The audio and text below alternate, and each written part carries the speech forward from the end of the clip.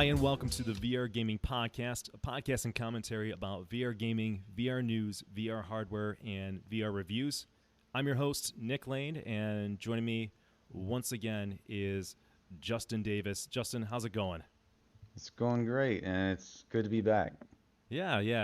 I really enjoyed the show last month, and as I was saying to you earlier, I got some positive feedback. So I think it's a far better show when we have two people talking. So thanks for joining me again. Might have No to make this a problem. regular thing. Definitely. All right, so this is episode 13 of the monthly podcast. We're recording this on Sunday, May 17th, and for the third show under quarantine right now. So as I've said, probably the last two shows, it's a good time, if anything, for VR gaming. What have you been up to in the last month in terms of VR gaming? Well, I've played some Half-Life Alex stuff. I've played Lies Beneath, Grip, Pixel Ripped, 1995, Pavlov with you and the other guys. Um, Not sure what else. I'm sure there's been some other stuff. All right, yeah, nice. I've been, I think most of my time, I've been sucked into Pavlov, Yeah. and maybe some other games here and there, but Pavlov was like that's kind of taken over. That's kind of become a regular thing with the group of people that I play with you included. hmm All right, so what we'll do for this show, per usual, we'll go over kind of the news, what happened in the last month, kind of pick out some chunks of things to highlight. And then what we want to focus on and what we've been focusing on, at least the last couple months, is reviews. Again, good time to be playing some VR games. We want to help guide people to some of the good ones out there, maybe some ones to avoid. So starting off with the news, we've got, I think you alerted me to this, Justin, Phantom Covert Ops is coming out on June 25th for the Quest and Rift.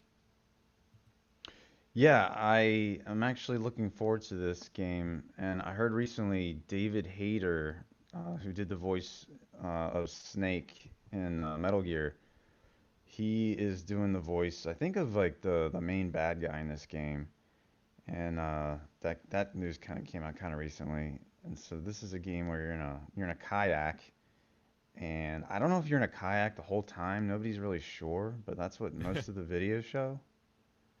Yeah, And that's sort of the angle, right? Like that's all I know about this game. It's like a stealth game, and whenever this comes up, it's like the kayaks mentioned. yeah, and I don't know if you're a sniper or, but it seems interesting. I've never seen a game quite like that. I mean, I've played kayaking games in VR, but never one where you're also killing people. Yeah. So, are you into stealth games? Does that appeal to you? Yeah, I like stealth games. Yeah. Yeah. I think of games like what was the game for the Xbox with Sam Fisher? Splinter Cell? Splinter Cell, yeah. So I was never into necessarily. I can appreciate those games, but I was never into it. But I gotta admit, I think it's gonna be way more interesting in VR. Like genres that I'm not normally drawn to, I can see myself appreciating. So I don't know a ton about this game. Only that they've got the kayak and that's what it's showing, and it's stealth. But I'm looking forward to it, and I'm hoping that it's a game that's at least 5 hours long. Have you any indication on that? Oh, I'm not sure about the length, no. But one thing I did hear is from someone that played it. I think he played both the Quest and the Rift version, the Rift S version, and he said the Rift S version had much better graphics, much better lighting and detail, and that. So I'm happy about that because a lot of times when they're both Quest and Rift, sometimes they don't make the graphics that much better for PC. So that's Yeah, good news. yeah. I've heard of some games coming out that have been like that, right? hmm So I'm glad they added that touch, right? I mean, Quest is great, but if I'm playing on a PC, then I don't want Quest graphics. That's why I have a bigger rig and a better headset. Def yeah. All right, cool. So speaking of the Quest and Rift, I've been reading that they are I say back in stock might be a strong word because I think you said you were just checking on Amazon and prices are sort of inflated and it's third parties selling it, but hmm they are more back in stock or they have been becoming available recently, which is good news, especially again during this time. Um, it's a kind of a good time to get into VR because people have a lot of time on their hands. So I actually have a friend out in the DC area who uh, got a Quest. I guess he got an alert that it was available at a Walmart, so he went out a couple weeks ago and got it. Then he called me because he knew I was into VR and now he's going to be upgraded. I think he bought like a PC on the spot because he wants more, right? He went down that rabbit hole. Cool. Yeah, and I think Rift S, it said on Amazon, like, it might have said 3 or 4 week wait. So maybe you can get a new one, but you just have to wait, a few weeks. Okay. All right. That might have gotten old really quickly. I put that note in there like last week, and now it might be to the point where they're selling out again. Oh, as soon as they're back in stock, they're already sold out. They Yeah. can't make them fast enough. Yeah. And I mean, the index is in no better shape. It's when you go to their page, it says it's like 8 weeks out from ordering it. So Yeah, I you're went there looking at August. today. I went there today to check on that, and then it said that the base stations were sold out, which I'm surprised. Like the base stations are sold out, like by themselves. But then it looked like everything else was available. It showed like their price and order now. So I hit order, and just clicking order, it was like your order's in. You've just ordered a Valve Index. I was like, what?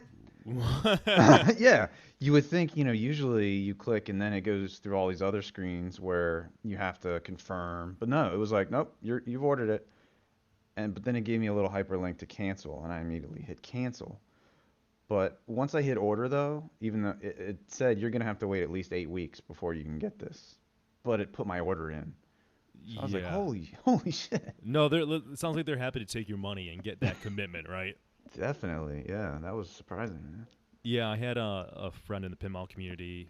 Again, things come back to me because they know I'm into VR, but he ordered a Valve Index, and he's projecting August, right? That's what people are looking at. Which Hmm. uh, is this a good or bad thing, right? I mean, that people want it, they can't get it, but VR is now sold out, right? It's a hot item. So, Hmm. what are your thoughts on that? About it being sold out and if they should wait. Yeah, is it like are you happy that it's sold out, and or is it a problem? It's kind of hard to tell because I know it's sold out because of right the pandemic, right? Then Hmm. that's a contributing factor, but it's also sold out because it's hot right now because you had a Hmm. Half-Life Alyx, so it's sort of like the perfect storm of things happening. Yeah, Where I think it would have been this way either way, even without the pandemic. I- for some reason, Valve doesn't make enough, and they don't make a lot of hardware, so they probably weren't ready for the demand. yeah, Um, it's probably not a very good thing if they're not selling enough of them. I don't know. I've told people that if you can't get, well, I used to say it, but not anymore. But I used to say you should probably just get a Rift S. But that was back when Rift S's were available and easy to get, instead of waiting, forever for an index. But now you're gonna wait for both of them, so maybe wait for an index. I don't know. no, I can appreciate that logic. It's like when my pinball friend said that he ordered an Index, and he was also putting the specs on his like video card, which is like it's like a 1600 or something like that, or like it might have been like 1500. I was like, dude, I was thinking like you might be better off just getting Rift S and a better video card, right, for the Yeah. experience. But whatever, he wants to wait. But to your point, well, if you're gonna wait for the Rift S, then yeah, definitely go for the Index. Yeah. Yeah. Unless you're on a budget, then yeah, probably go Rift S. All right, Mm. all right. Moving on. So I mentioned this because we did the review. I forgot a month or two. I think 2 months ago at this point for Echo VR. I had been playing that game a lot. Have you ever played that, Justin? Yeah. Yeah. I played a while back, like back when it was newer. Played Echo Arena and then Echo Combat. Yeah. Yeah. I mean they were fun, but I didn't play them a lot. I went into some multiplayer matches with a guy I know that's really good Mm-hmm. at Echo Arena, and I just got destroyed, and it kind of made me not want to go back into it. Yeah. Yeah. I can see that. There's is a good example, I think, of like a VR esport. Yeah, But there definitely. is that skill ceiling, right, where you can just get decimated. And to its credit, it does have matchmaking. So Hmm. if you're just beginning, it should put you in beginner matches. But when you get into those matches that are sort of offset, Yeah. you just get destroyed. Um, Yeah. but it's the interesting thing about that game. I mean, it's a free game. It's called Echo VR now, which encompasses Echo Arena, which is free, and then Echo Combat, which you paid I think $9.99 for. Hmm. Um, Prior to it being ported or coming to Quest, when I got into it a few months ago, you can always find matches. I mean, there's always people playing, which is nice. I mean, that's kind of like the allure of Pavlov. These are multiplayer games that are populated. You can always go in and find people to play with. I mean, that's an important thing because there's not a lot of games in VR that are like that. Where you can just go and play with strangers. So now it's in open beta for Quest, and that includes crossplay with the Rift.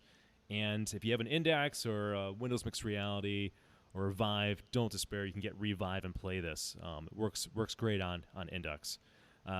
So I want to step back in there at some point, especially when it gets officially released, because I bet it's a lot of fun on Quest, even though I don't have one. But I'm sure it's going to be even better. And now's might be a good time for people to get into the game if you're on PC and you're interested in it, especially because it's free. Because there's going to be a lot of beginners, so you're going to be able to find those matches easily and enjoy them. Yeah. Yeah, the problem with my friend was he was at like level 100. He was at the highest level there was. So I was playing, we were on the same team, but that then matched us with people that were at his level, on the other team. Right, So right. that was insane. Which is a little demoralizing. Yeah.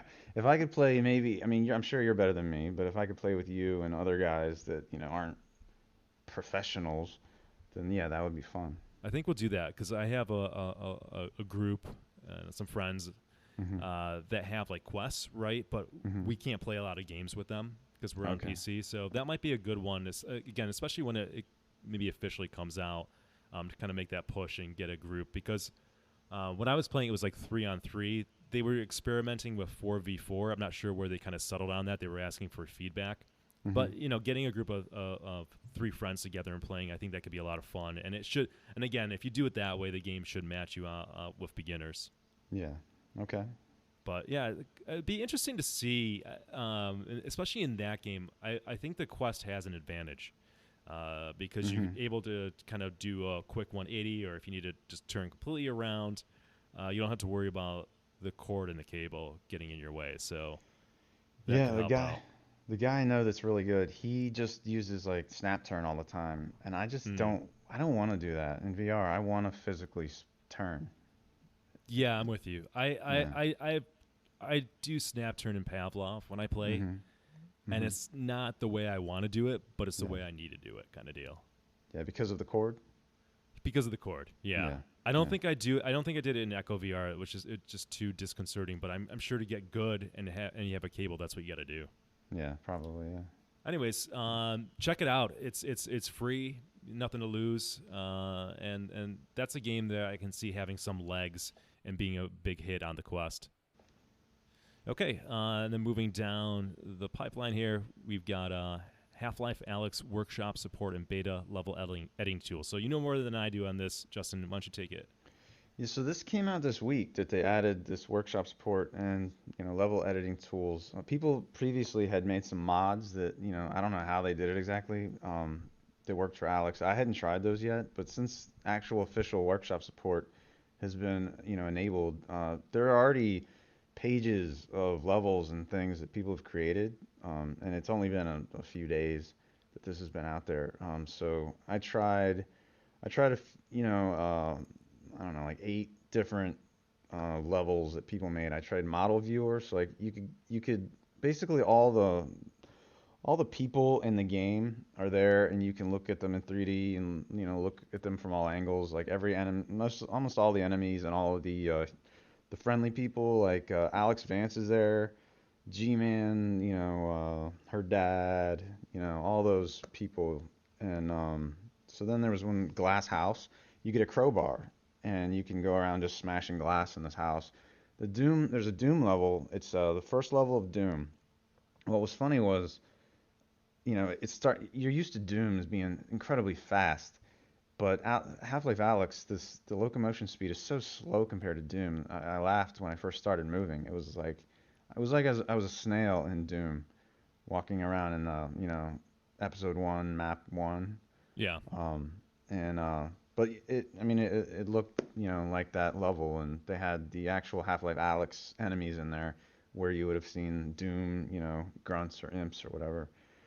Then there was the piano, the level that has a piano. Oh yeah, yep. So people have made levels where there's just a piano there, and you can mess with that. And then I realized that's probably the best implementation of index finger tracking, playing a piano. Mm-hmm. Um, I haven't seen anything else that really utilizes it well. Then there was something called Gordon's mod. So, they're calling it that, sort of like Gary's mod, where you can just like spawn anything you want. You could spawn Jeff. You could spawn a Strider. You can just by hitting a button on a wall, and you can spawn all the guns and like all these different models and things, and play around with them, mess with them. You could spawn tons of enemies and make them fight each other. So that one was pretty cool.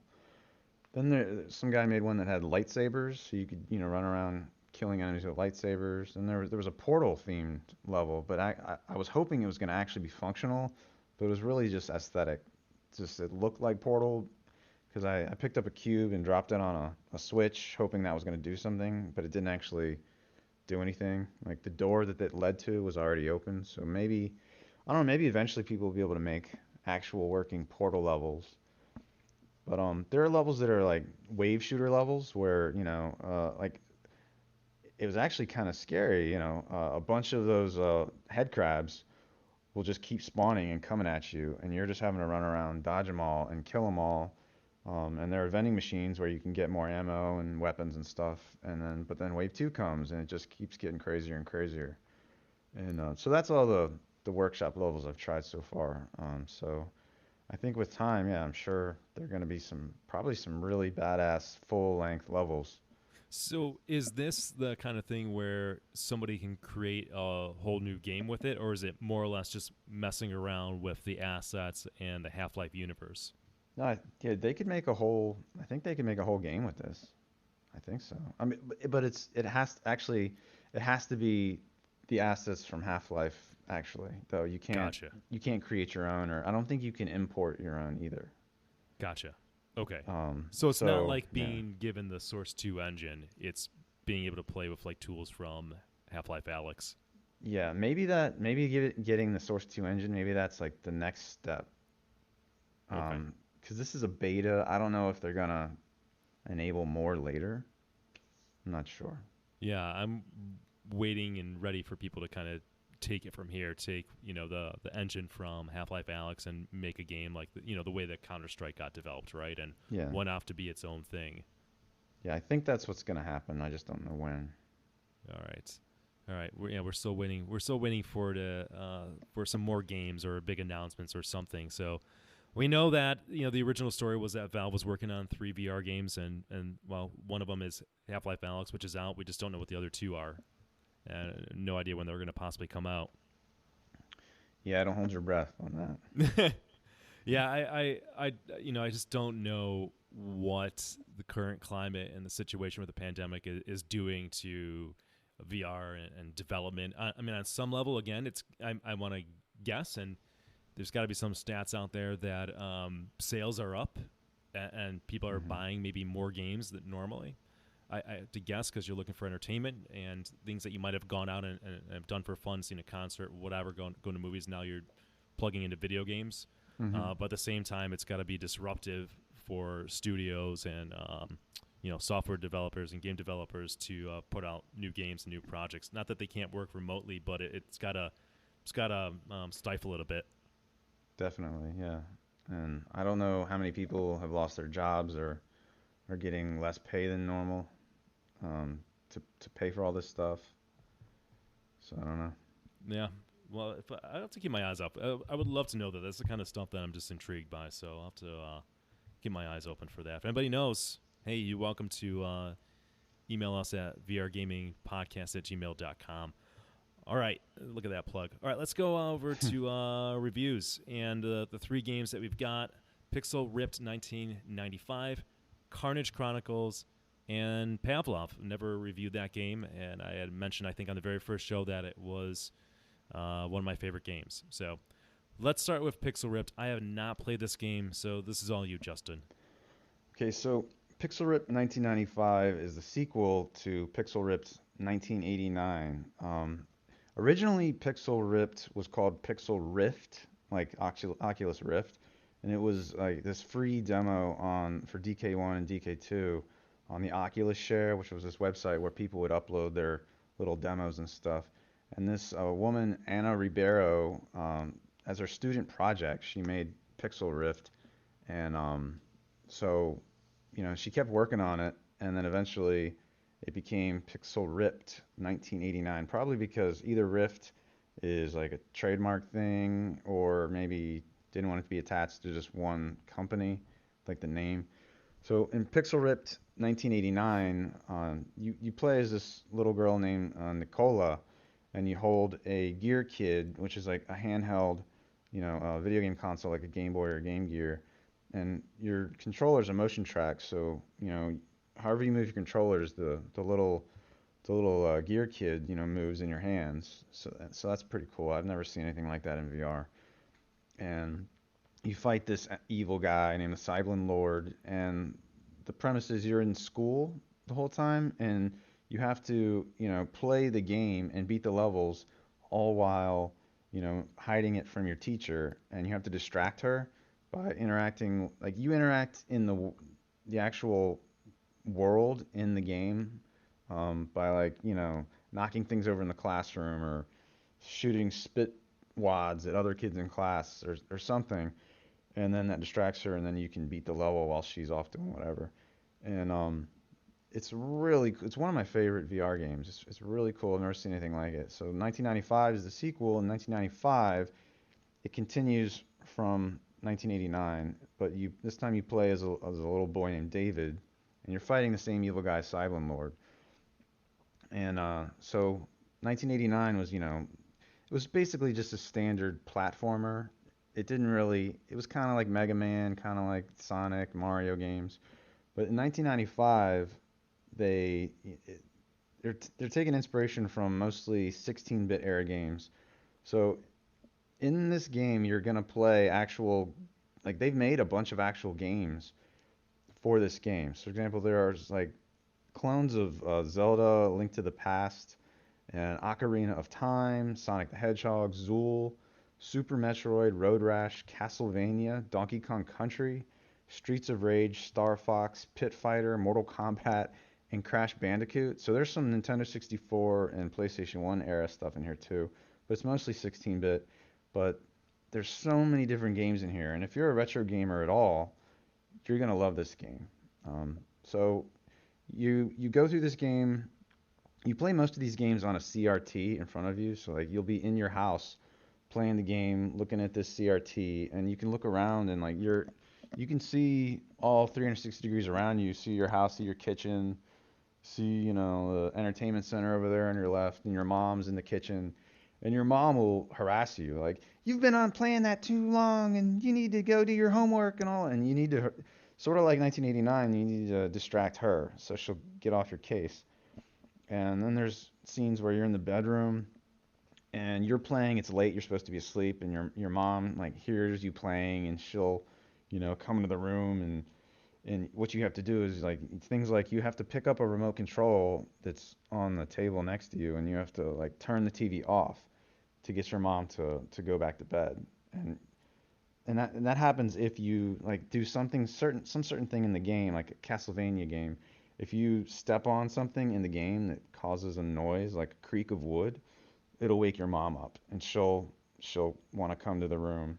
So it's things like that. You got to manage the real world, and you got to in the game world at the same time. And then there are scenes where the real world actually becomes the game world. The video game spills out into the real world. Like, for example, there's a road rash scene where you're controlling the character. The character in the game is named Dot. That's sort of like the Mario, the Sonic character.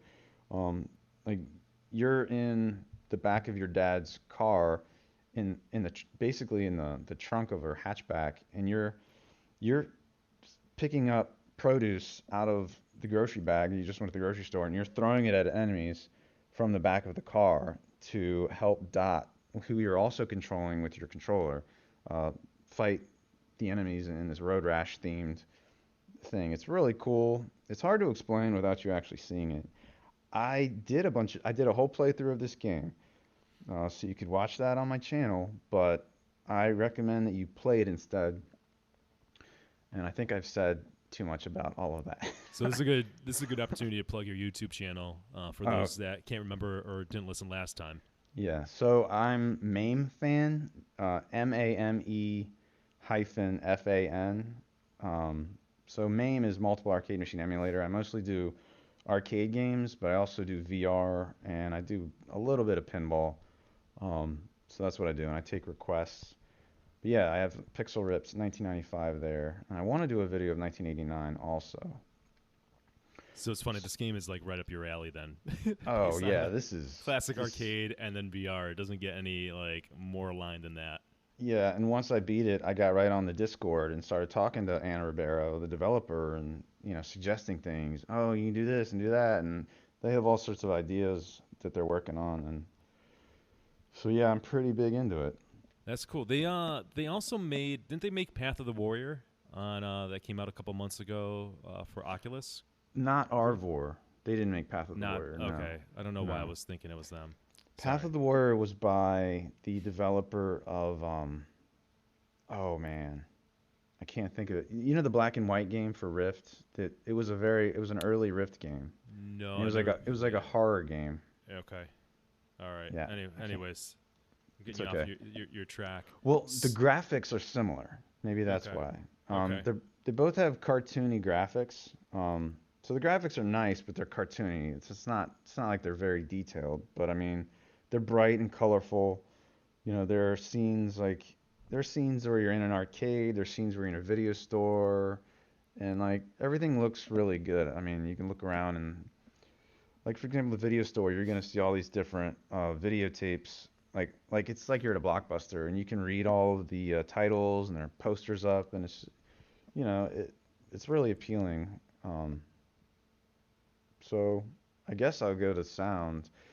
You're gonna hear a lot of retro music and a lot of retro sound effects. They actually sampled lots of old games and brought in some music and sound effects from them, so and then there's actually pretty good voice acting. So the mom has tons of lines in the game where she's harassing you you know, and everything. And there's a whole story around that. And then there's a dad, and there's this little neighbor kid who's a little asshole, and he's always, talking shit to you because he's like, "Oh, you're on that game? I beat that game like years ago, and blah blah blah, and my score is better than yours, and and it's all pretty convincing. I mean, the story's pretty good. Nice. Yeah. And as far as the controls, yeah, the controls are good. I initially had a little bit of issues because some of the like you talk to some in the game, like the Link to the Past game, you talk to people that are like little villagers and stuff, and so a little dialogue box would pop up where they talk to you, and I was having some problems with index controllers where I couldn't get the dialogue box to advance, but that's part of the reason I went to the Discord and talked to them about it, and then they realized what the issue was, and then they immediately patched it. Nice. That's Yeah, awesome. That's nice yeah, that they're that responsive.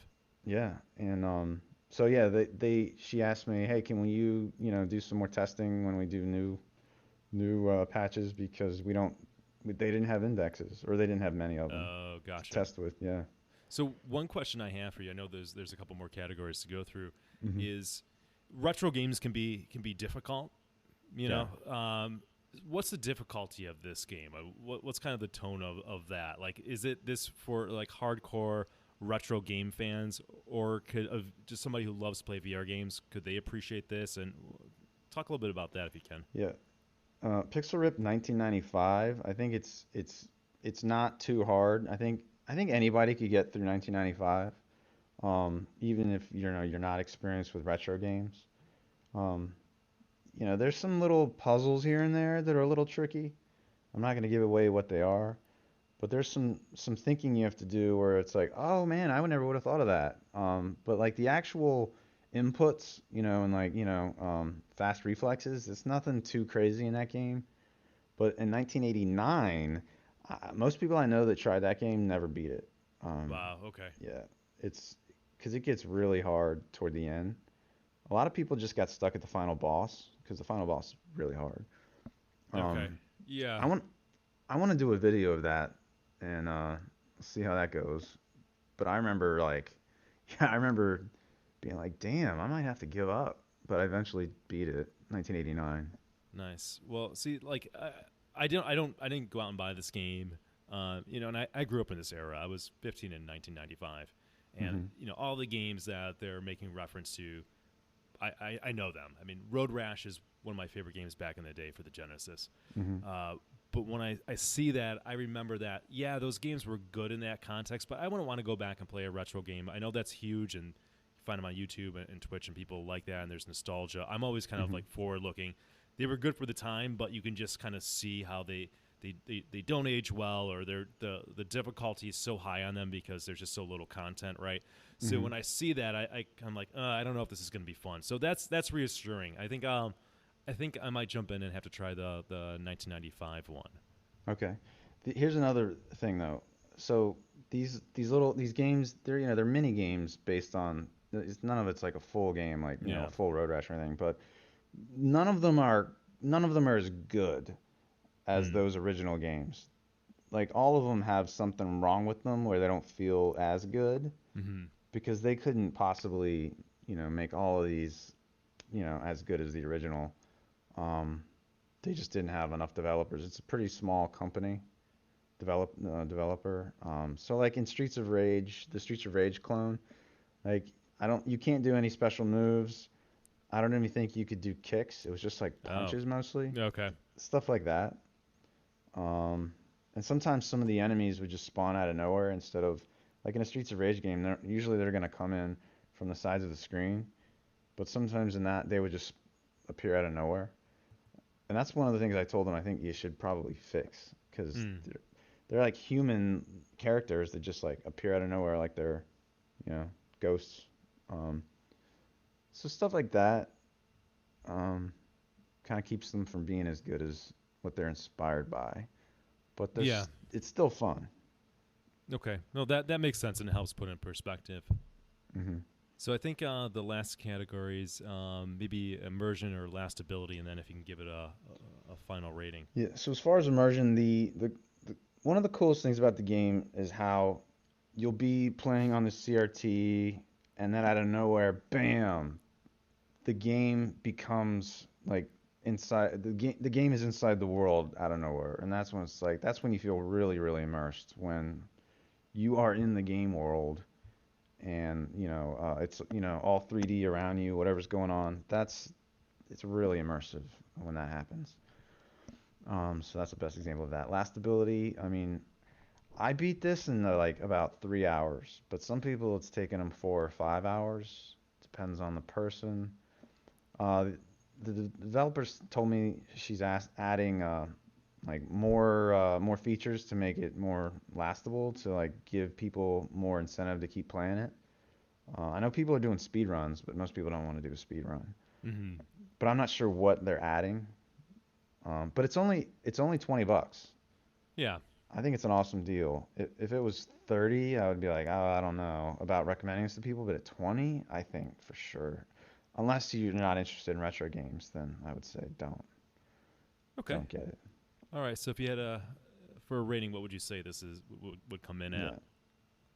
For me, it's a 9. Oh wow. Okay. Nice. For most people, most people would probably say maybe 8, maybe some would say 7. I guess it depends on what you're into. Gotcha. Okay. Yeah. That's a good endorsement. I might have to pick it up. I think it's a nice change of pace from what I typically play. And, I'm sure I'll appreciate some of that nostalgia. Mm-hmm. All right, cool. very good. So that's Pixel Ripped 1995, and Justin gives it a very strong 9. Mm-hmm. All right, moving on. This is a game that Justin and I have both played. I've played it more recently than you, I believe, but you've played this at some point, and that's Karnage Chronicles. It's made by the company's Nordic Trolls. I think it's a team of 3 people. I have to say that they are responsive on Steam, because I've had some questions that I've had to ask about the game, so I appreciate that. It came out on April 24th, 2017. It's $24.99, and I believe it's still in early access. So it's been a while since you played this game, right, Justin? I actually loaded it up today. Gotcha. Just to see what changed. Okay. Yeah. Have you beaten the game, or how many hours do you have into? Oh, you have. Okay. Yeah. Okay, so this is going to be this might be a little interesting, because I have not beaten it. I'll kind of get into all that. Okay. So the overview and objective of the game. This is a dungeon crawler, And I think what the appeal is, or at least the initial appeal for me, was that it's a multiplayer dungeon crawler. I really want to. I said this last show. I really want like a good RPG multiplayer dungeon crawler, like something that's really scary, something that's really in depth. I'm waiting for that day. So when I learned about Karnage Chronicles, this instantly appealed to me. It's got a lot of reviews on Steam, and the reviews I think might even be very positive. Like it's up there.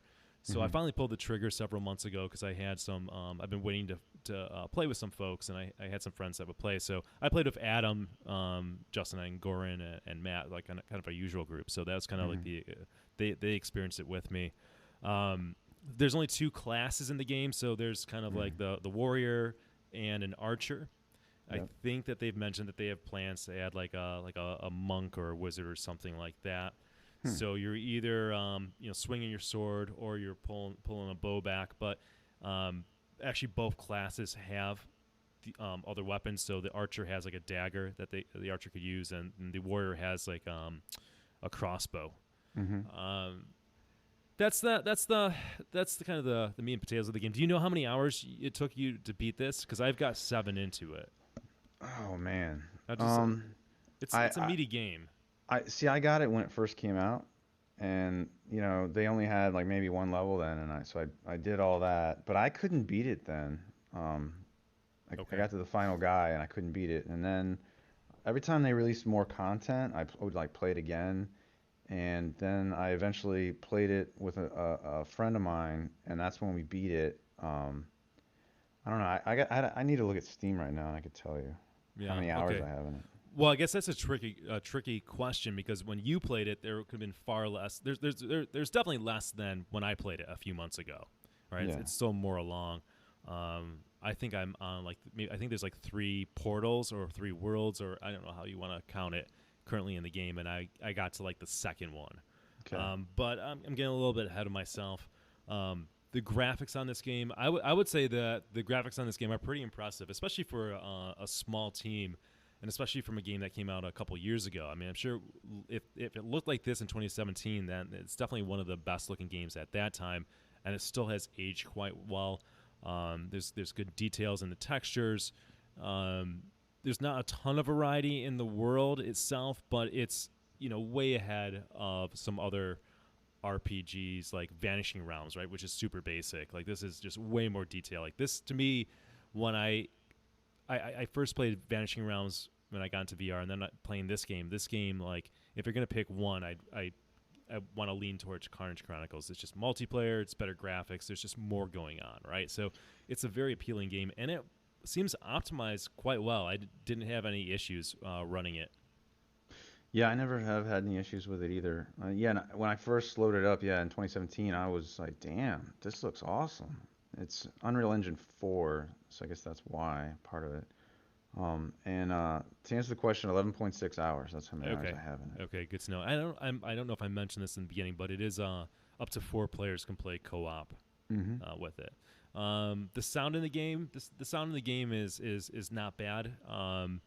There's some characters, NPC characters that will talk to you. There's not a lot. Basically, this is a dungeon crawl, so you might get a kind of a half-hearted mission. I mean, it's not even that. It's not like you get multiple quests or you go to the shop and buy a couple things, and there's a couple of voice lines. Yeah. The voice acting is not terrible. It's nothing amazing, but it gets the job done kind of deal. Yeah, when I first played it, they didn't have any of that shop stuff. None of that. Like, and there's the character you talk to in there and all that. None of that stuff. Oh, wow. So that's all new stuff. And okay. Yeah. And, so you're playing a bare bones game. It was pretty bare bones. They did have when you touch the scrolls, the narrator would narrate. They have a guy with like some sort of European accent. Yep. Yeah. Yep. Totally. Okay. Controls. Wait, go ahead. One thing about sound was I had issues with mic audio with this game. 100%, dude. I'm glad you brought that up. I forgot all about that. That was driving me crazy. Yeah. So, and I don't think you could disable the mic audio, so then you couldn't use Discord. I don't remember. Yeah, we had a problem with that. And there's no option in like the game settings to control mic volume.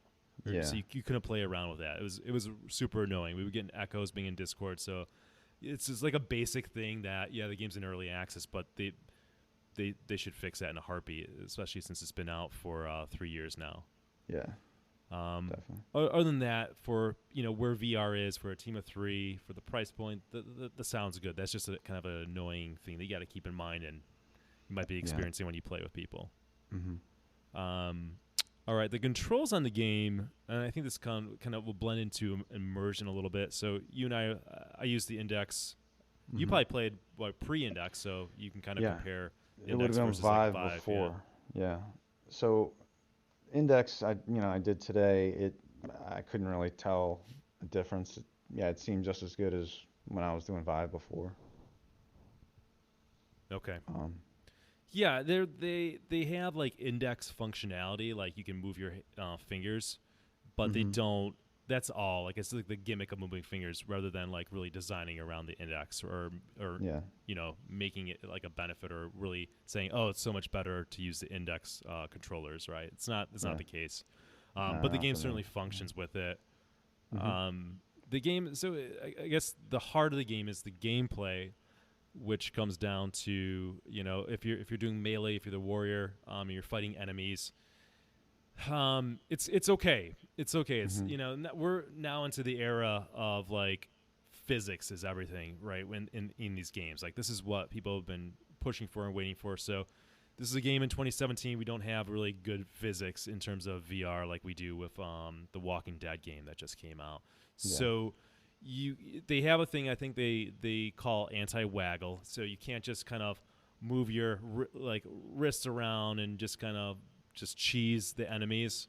You actually have to put some force in your swings, but your weapon goes through the enemies, right? And your weapons go through things. Like one of the issues I was having is when I'm fighting somebody and I'm playing multiplayer, I find that I'm like almost clipping through the enemies, or the enemies are getting pushed through me. It's really kind of annoying and jarring. It's not great.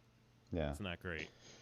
Yeah, I was playing as the warrior today because I always, in all these types of games, I always play as an archer. So I was like, let me see the warrior, because the warrior combat, I tried it a long time ago and it was pretty bad, and the animations of the enemies were bad, but they've improved it a lot. I think the enemies look a lot better, and their animations are way more smooth. Before it was kind of like they would just out of nowhere start an animation just from nowhere, and like it didn't look fluid at all. And now it's a lot more fluid, and I don't know, hitting them with the warrior's swords felt better than it did previously. I felt I don't know, more responsive. But yeah, it's nowhere near Saints and Sinners or Boneworks or Alex level of physics. I mean, your hands, if you don't have a weapon, your hands and everything you hold will go through everything. But one thing I did notice was if I had my swords out and if I hit them against, like for example, a stone wall or anything, there was a clink and a visible, stone, like a spark or a stone or something coming off of it. So at least there was that, and when the swords hit each other, they would do a clink clink, and there'd be a little spark. That was about all there was as far as physics in the game that I could notice. Yeah, this is the kind of thing that, in 2017, this would be like cutting edge, kind of like impressive, towards the top. Like this would be great. Now though, it's just not enough. No. So and I don't think they can do much more. I mean, sure, when the enemy swings at you, you can block, you put up to block, and that's fine. Yeah. But it's starting to show its age, for sure. And I think this is so. I ended up having a lot of problems with this game. Not like problems running it. I went from liking this game and enjoying it and saying, okay, this is good, I can't wait to see where it's going to go, to absolutely like hate might be a strong word, but I'm never touching this game again. And I got to a point where I played like the first world or portal or level, whatever you want to call it, and that was fine. And my group seemed to enjoy it somewhat. Like we wanted to continue playing it and see where this went. The next portal or level, this is where things just like went off the rails like big time. Uh, And the controls are sort of wrapped into this. It's I don't know if you play this level, but it's this level where these mushroom enemies. yeah, that's what I was gonna say. The fucking mushroom assholes. It's Yeah. so, dude. It's so weird. It's just so the first world level seemed fine. You're like, okay, we're moving along, and I could probably nitpick things here and there, but I'm gonna continue this game. Then you go this next level, and these mushroom guys kamikaze into you and blow up, and like Yeah. your weapons seem way underpowered. Everybody seems just like what is it called? Just like I don't. You got to take like a million arrows or a million hits, right? Yeah, Um, and you hurt each other accidentally all the time, but I think you can turn that off, I read. You can That's turn that off, yeah. yeah. I'd advise it the way the game just ends up going. But like, yeah, Yeah. these guys just run into you, kamikaze explode. You can't kill them quick enough. It's Hmm. sort of like you got to grind to get enough money to buy a better weapon. And we spent like hours on this level, and it Yeah. just progressively, it starts off frustrating, and then it just gets so bad, like just so terrible. We got to the point where we were just dying all the time, Yeah. from every which way. We got to this. The moment we stopped is in that level, and we were like an hour and a half into that level or so. I can't even. It's hard to tell because we died so long, so we might have barely been into it. But we got past like this boss, and we got to another level. Then it introduces like these new enemies. They're like these like harpies, right? There's Yeah, these the topless wing- harpies. Yeah, dude. This is the craziest. This is so we were already like frustrated at the level of difficulty where you're like these are just like bullet like sponges, right? Like They just, were there to improve your mood. yeah. So like the enemies are just taking a million hits. We're just dying left and right, and then we just like, what happens if we just start running ahead? So we ran ahead, and we find these new like these harpies, and they're topless. Yeah. Like, and like, okay, like that's cool, that's fine, no problem whatsoever. But the weird thing is, it's so jarring because this is not a kids game, but it's not like that. The tone just totally changed. It's like, why are they topless? Like, you have like these orcish or cartoonish characters, and then these like topless harpies are everywhere. Yeah. But one of the worst thing is like I was an archer, and the enemies hard to hit. when you shoot at them, like the arrows are like you gotta be really precise with the arrows. It's not Yeah. like they're not very forgiving, which is fine. There's nothing wrong with that inherently, right? Yeah. But the enemies, what they do is when you shoot an arrow at them, they dodge. Like they just like they sidestep or they move their body a little bit. So you can just be sitting on one enemy for like a minute, just be like, just fucking die, dude. Like you're just pulling the arrow back, and you're like, oh, they dodged again, and then like you put 3 arrows in them, they're still not dead, and then just multiply that by God knows how many enemies, and then when we got to the one part where there's these harpies flying, we're just like, dude, there's no way we're playing this game at all. It went from being like this game that we were like, okay, this is a 4-player game. Our friends can all get together. We can kind of go through this. To like, this is a miserable experience. I can hear Adam complaining. I can hear him. I can hear it. I think it broke him. I think he couldn't process just what was going on. Like, Yeah. Oh, I wish I heard all that. I should go back into the stream. Oh my god, I should clip. I don't think I have it, so it saves past 14 days because I really should have clipped the moment where we were just getting frustrated and we're like, let's just see if we can run through this, and we got to the topless harpies. You were close to the end, I think. Oh, really? Yeah, you were I close. thought there was like another portal though. Think Maybe it's so. locked. Oh, maybe it's not in the game yet. I Maybe don't it's know. not in the game yet. Yeah, I think that's what it was. I think once we got past that level, I think was the final boss. I'm not sure though, but that level was the last level added to the game, the Mushroom Men level. Oh, it's so bad. It's just Yeah. it's too That- bad. Like I'm sort of rooting for these guys. Yeah. But that is Well- like, don't waste your time with it kind of deal. What level difficulty you on? Because there's casual, normal, and hard. Normal. I'm always Normal. like the normal. Like I always Yeah. play like default. You know what I mean? Yeah, I do too. But thi- I wonder think what it's- casual would have done.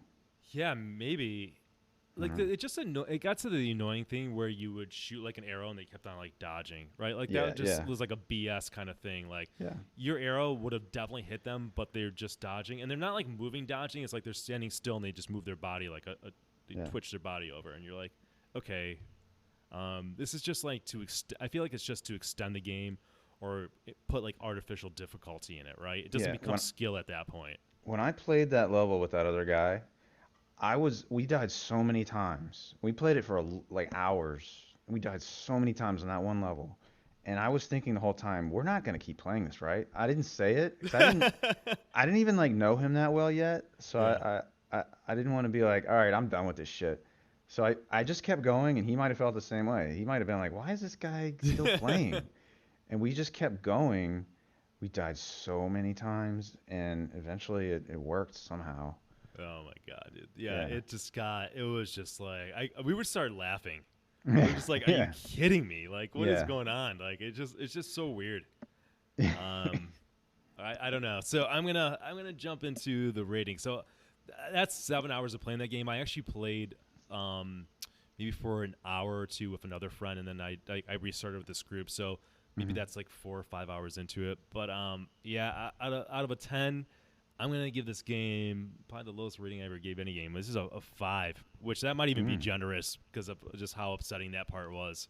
I don't see a reason to grab this game. I really don't. No matter how much you want, the first maybe a few hours are gonna be all right in the first kind of portal, but you just got nothing but pain and misery when you get to the mushroom level.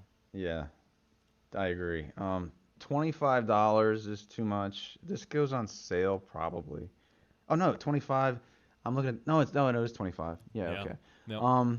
That yeah, that's too much I think nowadays. So, but if it's on sale for half off and you want a multiplayer game and you're not, you know, you're not turned off by the difficulty, then you could go for it. I would maybe give this uh, I don't know, maybe a 6.5. Okay. I would have given it a higher rating back in 2017. Yeah, I Yeah. think so. I think that's that. I think I would have been, but then again, in 2017, if I got to that level, I would have felt the same way. Yeah. But Like, it didn't exist yet. yeah, Yeah, you would have just, you would have beaten the game so fast that you would have, or been through all the content, and you would have said, well, that wasn't worth it. yeah, I don't know. But, I mean, look, it's in early access, so maybe they'll go back and fix it, and it'll be better. But Yeah. I would say save your money on it. All right. Last but not least, we go to Pavlov, and this game. Oh, I don't have the date that it came out.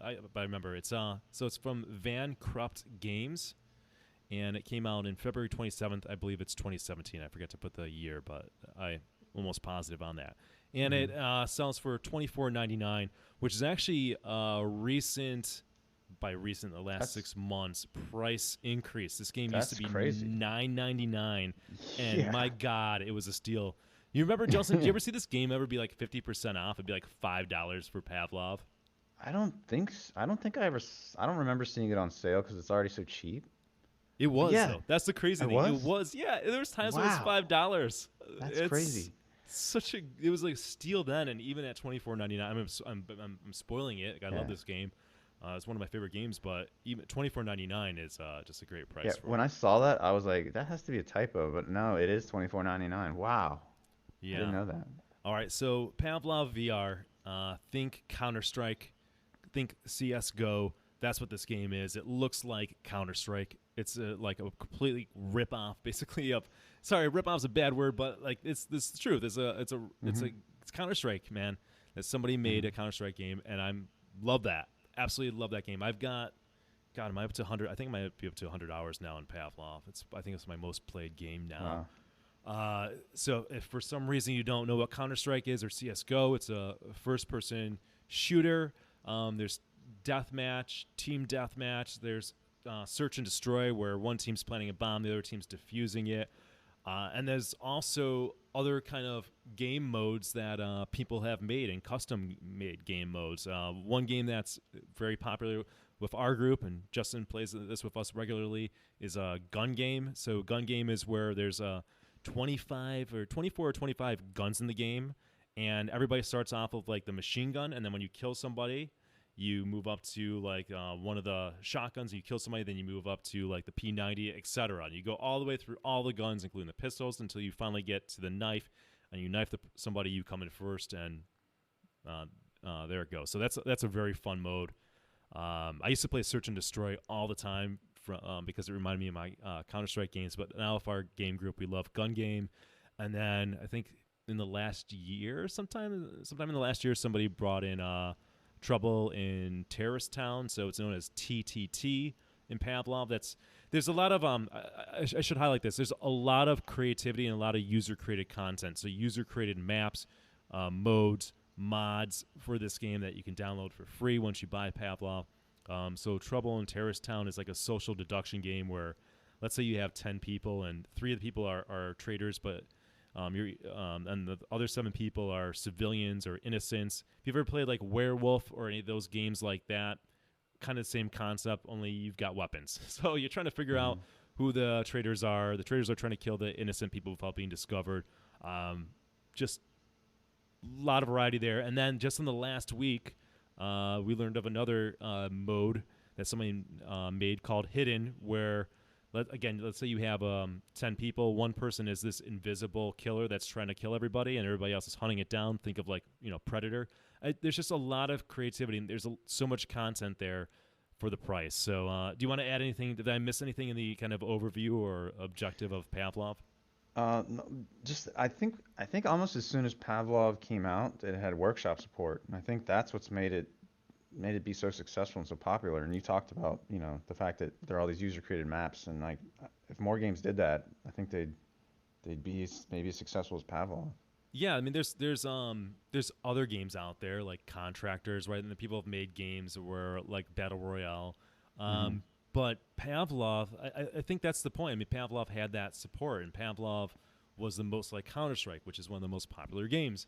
And what is great about Pavlov, other than obviously the gameplay, is that it's a multiplayer game, and there's always people playing it. You can just always go on, and you can find games in any of the modes: deathmatch, team deathmatch, search and destroy, Trouble in Trader Town, etc. There's like, I used to go and look at how many people are playing like VR games, and Pavlov is always in the top 5 easily. Yeah, always. There's always like at least 400 people like playing that game, and I'm sure these days, I haven't even checked that in like the last year. I'm sure it's way higher now. Yeah, and there's zombie horde maps. I don't know if you've ever tried those. Yeah. And then there's Jailbreak. Have you ever tried Jailbreak ones? I've seen it. Have you tried it? I tried it and I didn't know what I was doing. But that was popular for a while. But then TTT overtook that, I think. Yeah, and there's a battle royale mode, right, where you just parachute in and all that. Yeah, so. I tried that back when that came out, and back then it was buggy. I don't know if it's good now. There's a lot of user-created maps. I know I don't play it because I don't love that style that much, and I know our group doesn't love it. So again, we kind of we found that with our group, we stick to Gun Game, Trader Town or Terrorist Town or whatever, and then Hidden. It's been good, but it's funny. I mean, like there's new modes like all the time that people are creating. So yeah, very fun. All right, so the covered a lot there. The graphics of the game.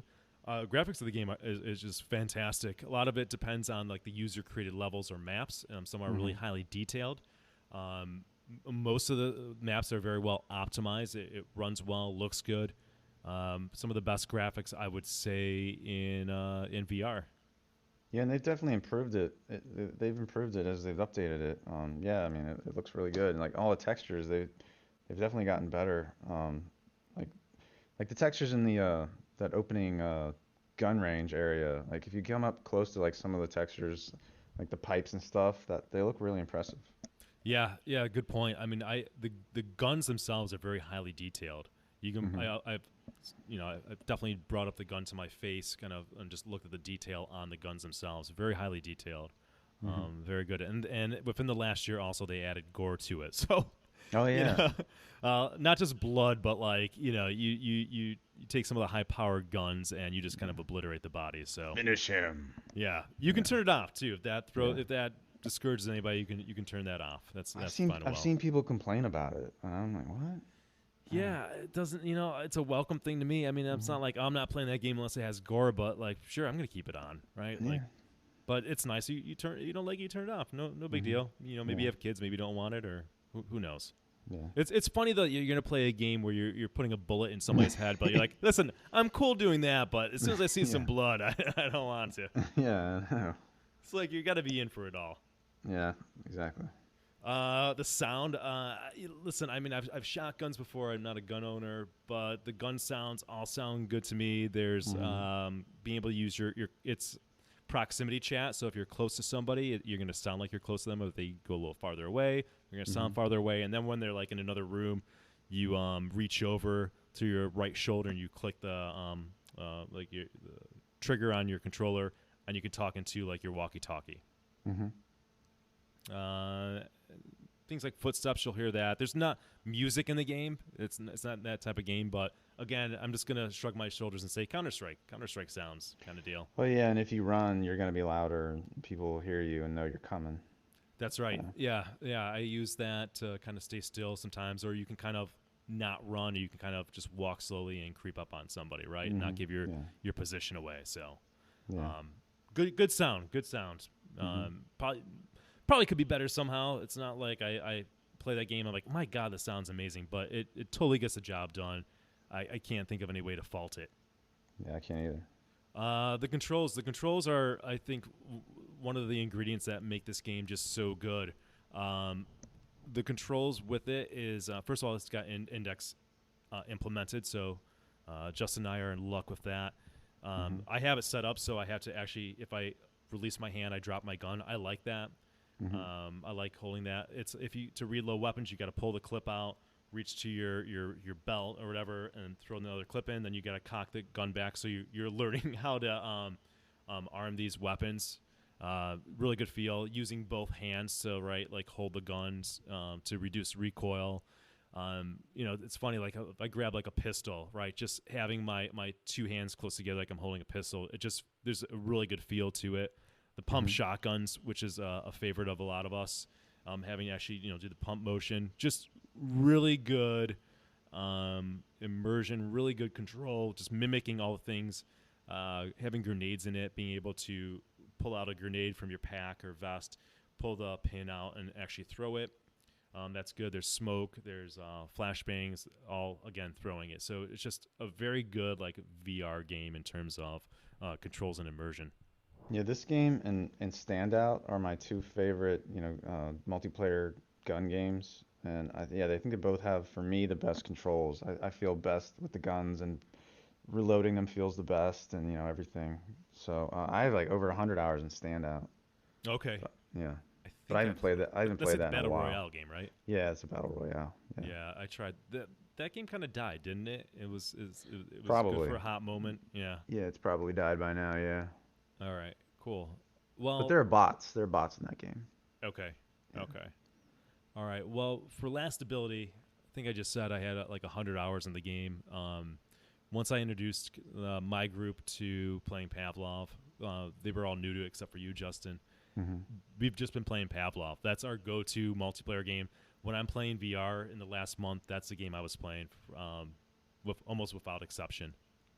Yeah. And I sort of go on points where I'll just play it for a long time and then I'll back off from it. But now that I've got a group of friends, it's just, I don't know, there's so much more to it. I can easily see hundreds of more hours being put into this game. And I was told by map creator Dead Pixel that I guess an update's coming out this week. So bug fixes really? and some additions. So we'll see. It's still being worked on, which is nice. Yeah, I hadn't played it in a very long time, but then once you guys started playing it, I got back into it. And I was like, oh, yeah, Pavlov, I like this. And it does help a lot to play with people that, you know and recognize, and, that's a lot more fun. I think it's easily one of the best games that you can play with a group of friends, for sure. Yeah. You can create private lobbies, which was good for our group who was just getting used to the game. They wanted to do so in kind of a comfortable way and not just get overrun by people. If there's one improvement that I can see that this game could use is if they actually had maybe like a ranking or a matchmaking system that was matchmaking based on skill. Because, if you haven't played this game, you're just jumping into it, you're going to be playing against, I've got 100 hours in it, but I'm not that great. I get just blown away sometimes. So that can be discouraging, kind of like the Echo VR example that you gave earlier on the show. Mm-hmm. I think it needs that element where you're sort of ranked and it can kind of put you with some other newbies and skill level. Yeah. Yeah, I agree. But in lieu of that, get some friends and play with them. So we occasionally had some guys come in that were just, they're so good, are they cheating? You know? Yeah. I was like, I don't know. This game's been out for 3 years, and some people, I'll go in there and I'll see like some of the same people on every time I'm in the game. Wow. You know, and I play several times a week. I've been doing that for the last few weeks, but you know, these people have been playing every day for 3 years, so they're just nasty at it. That shouldn't discourage anybody, because there's still new people jumping in all the time, because this is maybe the best multiplayer game that exists for VR right now. So yeah, Onward used to be its only competition. Yeah. But I don't know if people play that anymore. I never got big into Onward at all. Yeah, Onward is the more serious, kind of more realistic shooter. It's more like a military sim versus Pavlov, which is, goes for some realism, but there's also some arcadey stuff, right? Like you could take you could take like 6 pistol shots, and if it's not a good pistol and you've not been hitting the head, then you might be still walking. Yeah. All right. So before we get to rating, anything else you want to say in regards to Pavlov? Anything to add? No, I don't think so. All right, cool. So this game to me is a oh god, this game is a 9.5. It's hard for me to give a game a 10. Like Half-Life Alyx is like a 10. This is a 9.5. It's so good. It is an instant buy it, and it only gets better. It's only gotten better since I've got it, and it still continues to get better. Highly recommend it. Okay, I'm gonna give it a 9. The only thing I'll take off is actually, there is single player content. If you do like the zombie levels and stuff, you could go through that by yourself. Okay. It's not like a single player game, like it's not like a story or anything like that, but it's more like just kind of bot kind of deal. Yeah. Right. So there are maps out there where you can do stuff on your own. But yeah, I mean, I'll say 9. All right. I'm not sure why exactly I'm taking off a point, but you know. Hey, that's fine. All right. Well, that's gonna do it for episode lucky number 13. Thanks again for joining me, Justin. It's good to have you. Definitely. Thanks for inviting me. Awesome. And if you guys want to interact with VR Gaming Podcasts, we're on Twitter. Hit us up at PodcastVR. Doesn't get any simpler than that. At PodcastVR. Or questions, you can shoot an email at vrgamingpodcast@gmail.com. Other than that, see you next month.